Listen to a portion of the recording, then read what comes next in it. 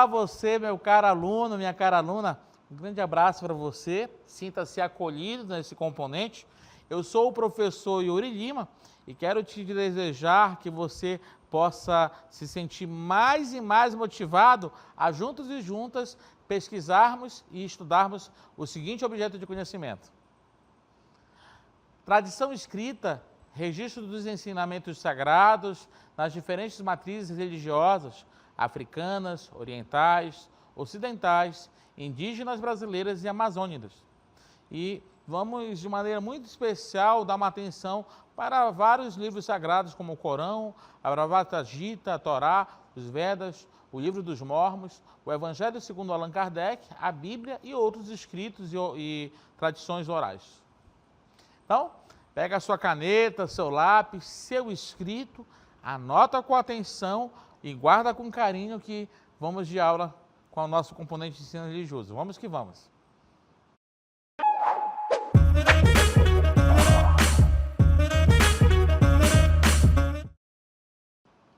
Então, vamos começar a nossa conversa de hoje. Hoje nós temos um objeto de conhecimento bem interessante.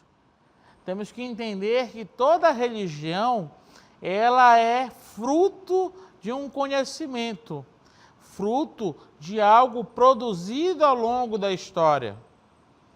E aí eu te convido a pensar comigo. Você já parou para pensar como as histórias são contadas e são passadas de geração em geração? Para pensar. Você já parou como é que as histórias são transmitidas, são, na verdade, comunicadas ao longo do tempo? É bem interessante, isso é uma provocação para você, que você vai ter que pensar ao longo dessa aula, tá bom? Nas religiões ao redor do mundo, existe algo muito especial chamado de tradição oral e memória. Olha só, tradição oral e memória. E esse algo especial, ele desempenha um papel muito fundamental na transmissão das crenças e ensinamentos importantes. Ok? Então, esse é um dado que eu quero te colocar, que tanto a memória quanto a tradição oral são necessárias, são preponderantes para transmitir todo e qualquer conhecimento ao longo do tempo. Ok? E aqui eu quero te convidar para juntos e juntas pensarmos como é que isso acontece, como é que essa tradição oral ela ocorre, para que isso serve? E aqui eu quero te convidar para pensarmos juntos e juntas em maneiras de contar algo. A tradição oral é como as histórias, mitos, lendas, e também ensinamentos. É uma transmissão verbal, de boca em boca, que uma pessoa passa de uma para outra ao longo do tempo. Em vez de serem escritas em livros, essas histórias são contadas de boca em boca. Eu não falei aqui há pouco? Imagina que de avós para netos, de sacerdotes, pastores, lideranças religiosas para seus fiéis, e assim diante. É como se fosse uma grande conversa que atravessa o tempo, que atravessa o século. Eu vou te falar uma coisa, toda a tradição oral, ela usa o quê? Ela usa algo muito especial, ela usa um elemento super importante, que é o elemento da memória. Se não tiver a memória, eu não consigo comunicar algo, eu não consigo transmitir esse algo, e isso não chega muito longe, ok? Então, essa é o primeiro passo que eu gostaria de pedir para você ter atenção. Memória é algo que toda a tradição oral é permeado. Todos nós, você, eu, cada um de nós que somos pessoas que de alguma maneira fomos comunicados sobre vários conhecimentos, tanto religiosos como conhecimentos básicos aí da história da humanidade, fomos de alguma maneira atingidos, transmitidos por memórias de pessoas que passaram por nós. Agora, eu quero te convidar para juntos e juntas vermos também algo muito real. Vamos olhar agora uma história que é da Cobra Canoa, que é uma história dos povos do Alto Rio Negro, que olharam para essa história da Cobra Canoa como uma maneira de contar algo sobre a criação do universo e a criação das pessoas e das etnias que estão povoando, o que povoam a região do Alto Rio Negro. Então, fica com a gente e olha com muito carinho para essa história. A viagem da Cobra Canoa. Segundo a cosmovisão dos tucanos, povo proveniente do Alto Rio Negro antes de o mundo existir, havia somente o avô do universo, sozinho no escuro da maloca do céu.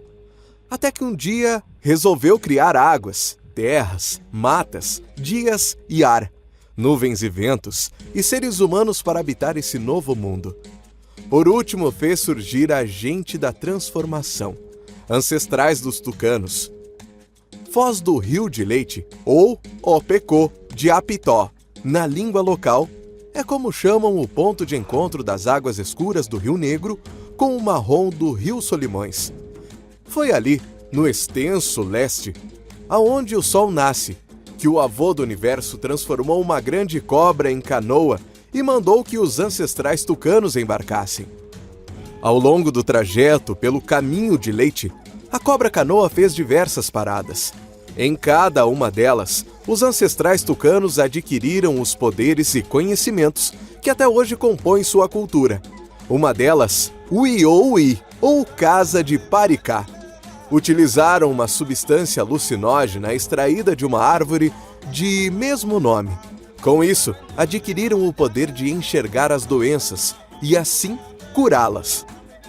O ponto final da jornada é a Cachoeira de Ipanoré, onde o avô do universo disse aos ancestrais para que emergissem para esse mundo. Até então, agentes de transformação eram espíritos sem uma forma definida. Um buraco próximo à cachoeira, chamado Pamuripê, em tucano, que quer dizer buraco de transformação, foi o ponto em que emergiram do mundo subaquático para se transformarem em seres humanos. A partir desse momento, os ancestrais de cada povo seguiram para os territórios destinados pelo avô do universo, nas cabeceiras dos rios Uaupés, Papuri, Papuri, Tiquié e afluentes, munidos dos conhecimentos obtidos no trajeto.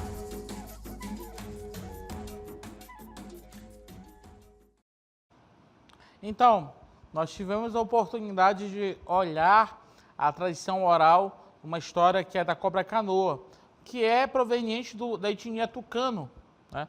Que é uma etnia que compõe um dos povos da região do Alto Rio Negro, principalmente aquela região de São Gabriel da Cachoeira, que é a região da Cabeça do Cachorro.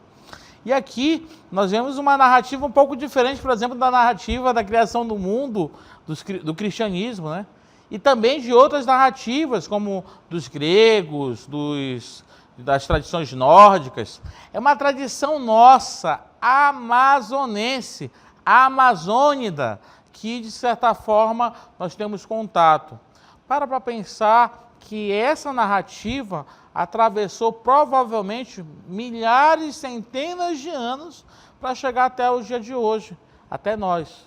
O avô do universo como a entidade maior, né, dessa criação, e que ao longo da sua viagem ele foi semeando e posicionando os vários povos da terra ao longo da viagem, ao longo do rio. E aí, esse avô do universo, que mandou a cobra canoa para fazer esse trajeto, essa cobra chega até a Cachoeira de Panoré, que é uma cachoeira sagrada até hoje, lá na região do Alto Rio Negro. E essa cachoeira tem um grande buraco que se diz que as pessoas elas saíram do mundo subaquático do fundo e emergem a partir desse buraco da cachoeira para o nosso mundo, para, de certa forma, habitar e cuidar do nosso mundo. Olha que interessante. Nós vemos, então, uma narrativa que é dos povos indígenas do Alto Rio Negro, que trabalha a criação do mundo, a preservação do meio ambiente e, ao mesmo tempo, um mandato máximo de cada ser humano de cuidar desse ambiente, desse lugar que foi dado pelo avô do universo. Então, por trás de toda a tradição oral, nós temos uma memória coletiva e, ao mesmo tempo, uma memória que é transmitida ao longo do tempo para também proteger o próprio território, para proteger as pessoas do território, para proteger também de maneira muito especial a Amazônia. Ok? Vamos olhar para alguns pontos muito importantes da nossa aula de hoje sobre tradição oral. Bem, olha só que interessante. Vamos memorizar. A tradição oral é a transmissão desse conhecimento ao longo do tempo. E essa transmissão, ela permite conhecer o que determinada comunidade acredita sobre questões essenciais para qualquer ser humano. E essas questões essenciais de todo ser humano é aquilo que permeia os mistérios da vida, mas também o que permeia a sua visão de manifestação do sagrado. Ok? Eu vou ensinar uma palavrinha, eu digo assim, isso aqui é do grego, tá? Na verdade, toda a religião, toda a memória, ela de certa forma vai manifestar uma epifania. O que é uma epifania? É nada mais, nada menos do que manifestação do sagrado. Ok? E aqui, toda epifania, toda manifestação do sagrado, ela ocorre tanto no tempo quanto no espaço. E é necessário ter esses dois elementos. Nós vimos que na narrativa da cobra canoa, o tempo era o tempo antigo, um tempo imemorial. Mas o espaço, esse espaço, ele é concreto, ele não é qualquer espaço, ele é um espaço definido, é um espaço, como nós colocamos, o espaço do Alto Rio Negro. Então, toda a comunidade, toda a tradição tem muito bem definida essa manifestação do sagrado. E a maneira como ele ocorre tanto no espaço imemorial, antigo, o tempo antigo e o espaço definido, que é o espaço onde aquela comunidade ela habita, onde ela, de certa forma, ressignifica, onde aquele espaço, de alguma maneira, toca o terreno do coração desse povo. Tá bom? Agora nós vamos ver qual é a função da tradição oral. Vamos lá, então? Olha só, olha com carinho. A função da tradição oral é preservar histórias. Olha só que interessante, preservar histórias, né? Garantir às novas gerações indígenas ou afro-brasileiras, ou qualquer geração, o conhecimento de seus antepassados. Gente, para muitos, a oralidade é a única forma de resgatar e preservar sua ancestralidade. Então, por exemplo, muitas dessas memórias, elas não são escritas. Viu, gente? Elas não são escritas. Agora que a gente está começando a ver o fenômeno de se escrever essas histórias, elas são, na verdade, transmitidas a partir da memória de coração.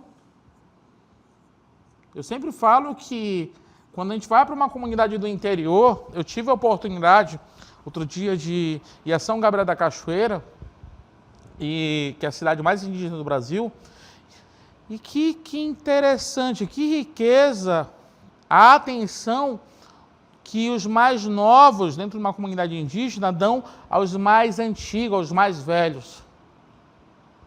Não é simplesmente uma atenção de respeito qualquer, mas é uma atenção sagrada. Porque os mais antigos vão ser verdadeiras bibliotecas para aquela comunidade. Vão preservar essa memória oral e vão transmitir isso ao longo do tempo. Ok? Até aqui tudo bem. Então nós já vimos então a função da tradição oral. Agora vamos ver a memória nas religiões. A memória também desempenha um importante papel. É como se fosse um grande arquivo em nossas mentes, onde armazenamos todas as histórias, rituais e ensinamentos que aprendemos ao longo da vida.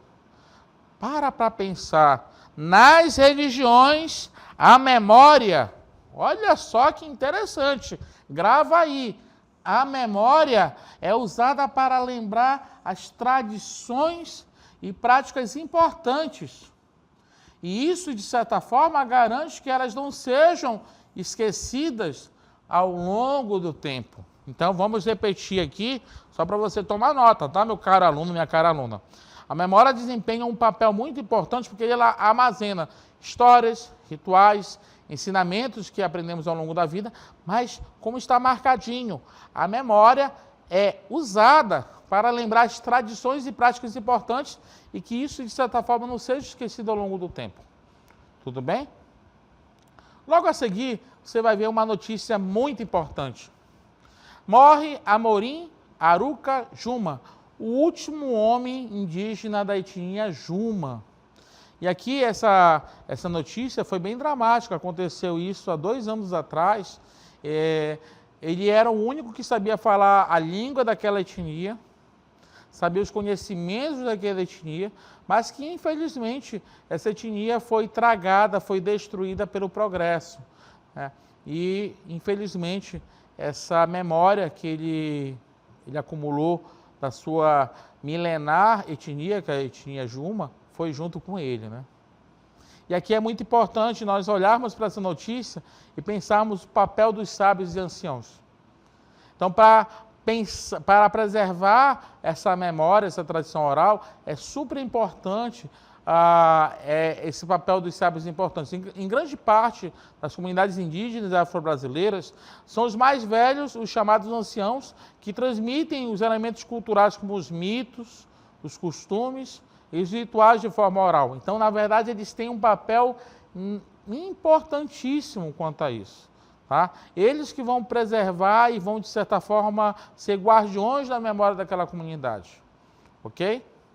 E, dando mais um passo aqui, adiante, nós vamos ver aqui esse exemplo aqui dos anciões de pessoas mais antigas, mais sábias, né? A gente vai ver aqui o pajé, o griot, né, os mais antigos, tanto nas tradições indígenas quanto nas tradições afro-brasileiras. Esse sábio é uma figura ancestral presente no imaginário de inúmeras culturas.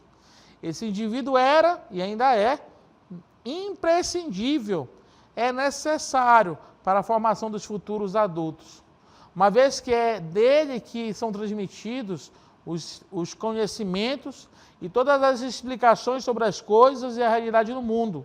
Por exemplo, nós estamos vendo aqui, atrás de mim, um guru, um mestre, pajé.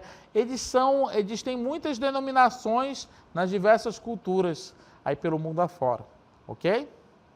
Então, essa na verdade é uma maneira como nós podemos entender a importância dos sábios, dos mais velhos nas culturas de tradição oral. Agora nós vamos ver na tradição africana como é que isso ocorre.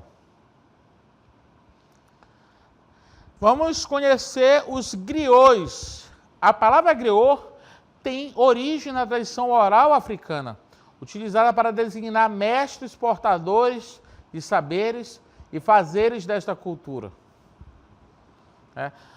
Nós podemos dizer que os griots contavam as histórias do seu povo na forma de poemas, canções. Porém, com o passar do tempo, diante das transformações nas sociedades africanas, as narrativas foram sendo alteradas conforme as realidades das novas expressões no mundo contemporâneo, ok?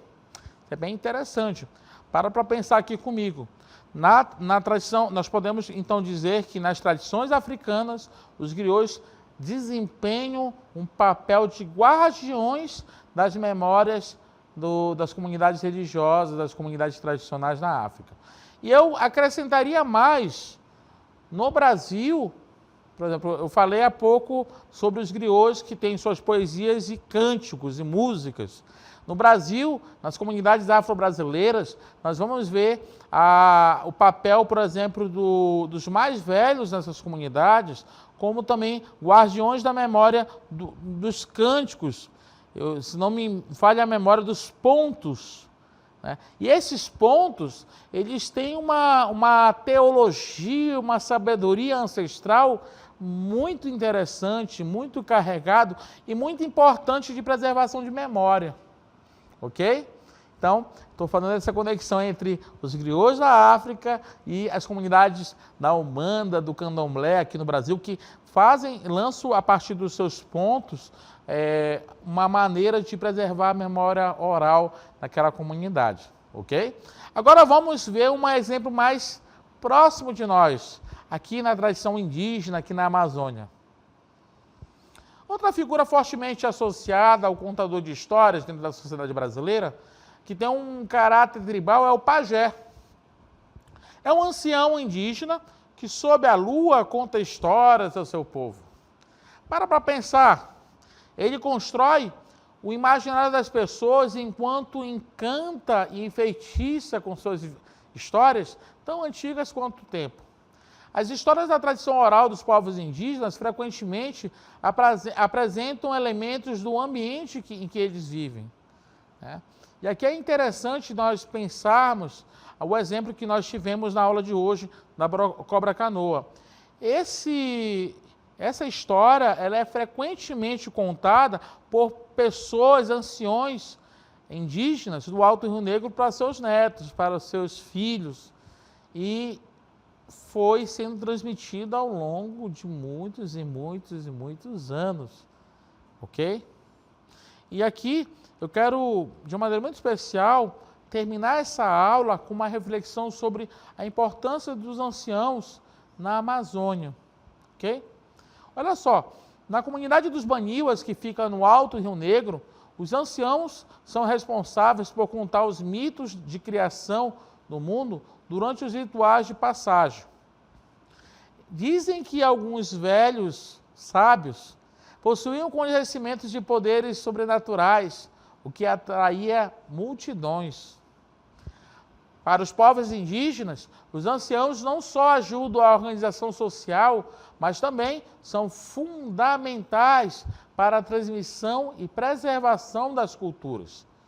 E aqui, para nós terminarmos a nossa reflexão de hoje, nós temos que entender a importância da diversidade cultural e religiosa.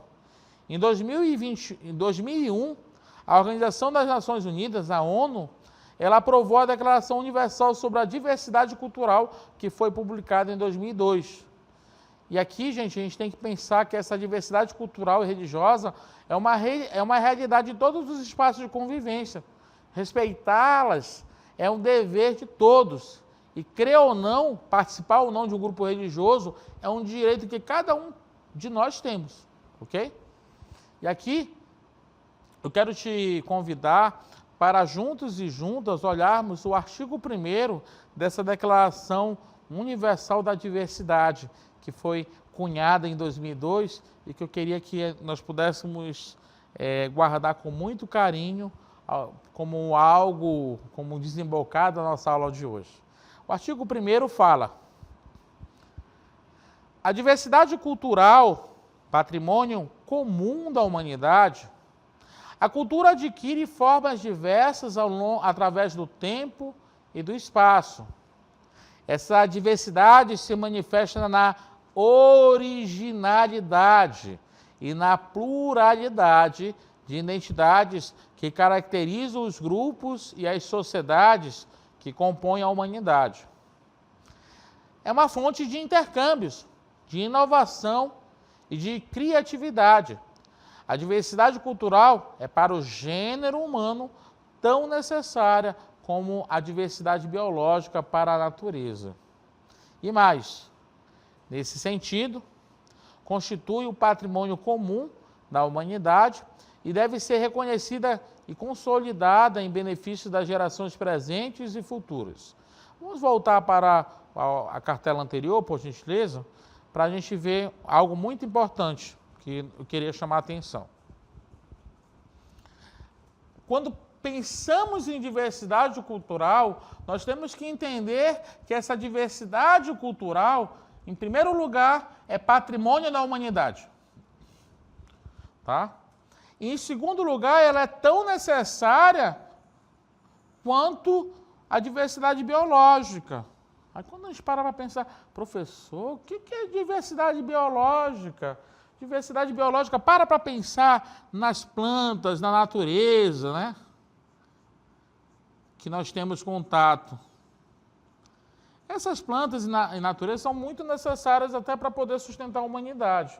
Por outro lado, quando nós entendemos que a diversidade cultural, a diversidade religiosa, ela tem uma originalidade e também uma pluralidade que vai caracterizar esses grupos, ela vai ser uma fonte muito interessante de inovação e de criatividade. Professor, o que isso significa? Muito simples. Para pensar. Nada se perde, tudo se copia, se recria, se requalifica. As religiões, gente, e a cultura, elas sempre foram fenômenos que, de certa forma, se copiaram ou se aproveitou dessa diversidade cultural. Quantos elementos do cristianismo foram elementos que foram importados da cultura grega? Quantos elementos que, por exemplo, aí na sua comunidade, que você está morando, que de repente, uma festa de um santo, uma festa popular, que não tem elementos afrodescendentes ou elementos indígenas. E é justamente essa diversidade cultural e religiosa que vai, de certa forma, compor e dar, de certa forma, uma sinfonia para o nosso povo brasileiro. E, quiçá, que bom que nós temos essa possibilidade de, juntos e juntas, dialogar sobre isso e dizer que é necessário respeitar quem pensa diferente de mim, quem tem uma cultura ou religião diferente da minha, porque ele deve ser respeitado tanto como qualquer outro cidadão, ok? Então, o que eu queria, ao fim dessa aula, de certa forma, te pedir para olhar com carinho? Ao início dessa aula, nós vimos essa possibilidade de contarmos algo. E aqui vimos a questão da tradição oral, e a tradição oral como algo importante para a transmissão de geração em geração de um conhecimento, e esse conhecimento que é um conhecimento que vem da memória, a memória coletiva, a memória de um povo que deve ser preservado. E aqui nós vimos também ao longo da nossa aula o quanto que é interessante que cada tradição religiosa, cultural, tem seus portadores, que são os seus anciões, seus grandes sábios. Do ponto de vista da tradição africana, os griots, e do ponto de vista da tradição indígena, os pajés.